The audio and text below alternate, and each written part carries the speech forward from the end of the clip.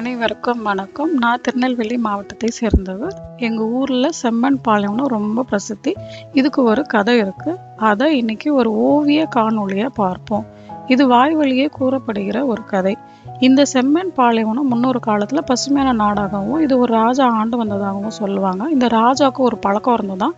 அது என்னன்னா, ஒவ்வொரு அமாவாசை அன்னைக்கும் ஒரு தாமரை பூவை எடுத்து சாமிக்கு பூஜை பண்ணிட்டு அந்த ஊர்ல இருந்த ஒரு கோவில் தாமரை குளத்துல விடுவார். காலையில் அதே தங்க தாமரை பூவை எடுத்து திருப்பி சாமி காலையே வச்சு பூஜை பண்ணி அவரோட பொக்கிஷ அறையில் பூட்டி வைப்பாராம். அப்படி ஒரு நாள் அந்த மாதிரி அமாவாசை நாளில் சாமிக்கு பூஜை போட்டு தங்க தாமரையை அந்த குளத்துல விட்டுட்டு போயிடுறாரு. அதே ஊரில் ஒரு இளம் விதவை இருக்காங்க. அந்த காலத்துலலாம் விதவைகள்லாம் யார் கண்ணையும் படமாட்டாங்க.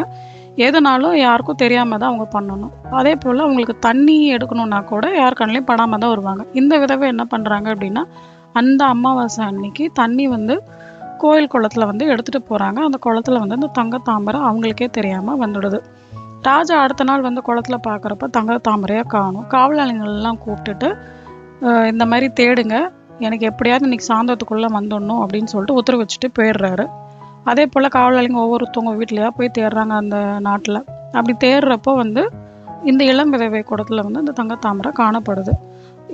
ராஜா கிட்ட ஒப்படைக்கணும்னு அவங்களை கூப்பிடுறப்ப அந்த அம்மாவும் சொல்கிறாங்க, இந்த மாதிரி நீங்கள் ராஜா கிட்ட சொல்லுங்கன்னு. அந்த காவலாளிங்க அதை ஒத்துக்கல. அம்மா நீங்களே ராஜா கிட்ட சொல்லிடுங்க அப்படின்னு சொல்லிட்டு சொல்லிட்டாங்க. காவலாளிங்களும் இந்த இளம் விதவையை அரசவையில் ராஜா முன்னாடி ஒப்படைக்கிறாங்க. இந்த அம்மாவும் முறையிடுறாங்க, ராஜா நானும் ஒரு விதவை, குடிக்க தண்ணி எல்லாரையும் போல் கோவில் குளத்துல எடுக்கிறது வழக்கம். அப்படி தான் நேற்று இரவு நான் தண்ணி எடுத்தேன்.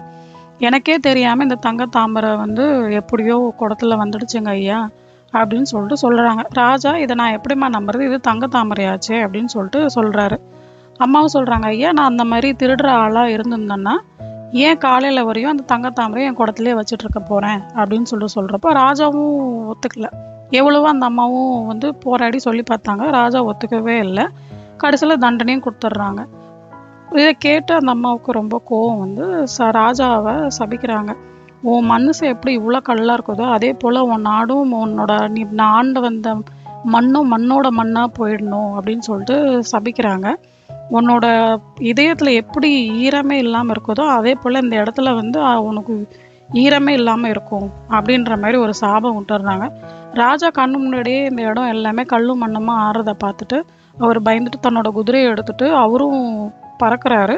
ஆனால் ஒரு கட்டத்தில் அவரும் கல்லாக போயிடுறாரு. இது இதுதான் காரணம் எங்களோட செம்மண் தேரியோட கதை அப்படின்னு சொல்லிட்டு எங்கள் பாட்டி அவங்களோட இந்த பேர குழந்தைங்களுக்கு சொல்லி அதை அப்படியே வாய் வழியாக எல்லாருக்கும் சொல்லி வந்த கதை இது.